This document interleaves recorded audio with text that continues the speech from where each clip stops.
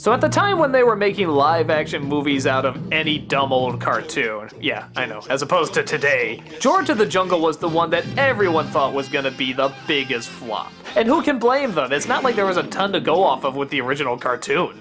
And the past live-action films based on cartoons have been so bad, this clearly had no chance. But with an upbeat, innocent sense of humor and an upbeat, innocent main character, as well as upbeat, innocent side characters, George of the Jungle is a lot of fun. Is it die-hard hilarious? No, but as kids' movies go, this has a lot of stuff about that's pretty unique. Ursa and her fiancé are on an expedition into the jungle. At some point they get separated and she comes across a wild man named George, played by Brendan Fraser. This is obviously a Tarzan knockoff, but it has a few other twists to it. For example, he doesn't really have a pet dog like most people has, he has a pet elephant. Yet, strangely enough, it still acts like a dog. And not only can he communicate with the apes, but the apes can communicate with people. In fact, they're kind of geniuses. One of them voiced by John Cleese.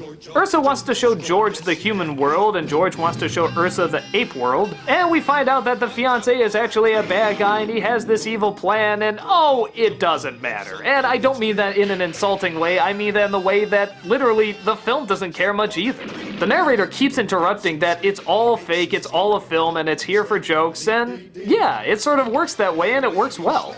It sort of has its own kid-friendly, unique sense of humor. And the devotion all the actors have to being silly throughout the entire thing but still totally committed is actually kind of charming. There's something nice about the fact that it knows it's a kids movie and it's gonna have fun with it, and it's not gonna try and be badass and make the kids older. No, it's just gonna try and be smart and, for lack of a better word, cute.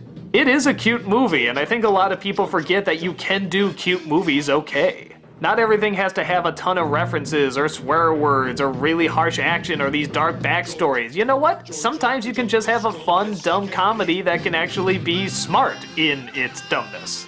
And it can be child-friendly. It's kind of like if the Zucker brothers or Mel Brooks did a kids film. It's the same amount of effort, except it's put into something that's family-friendly.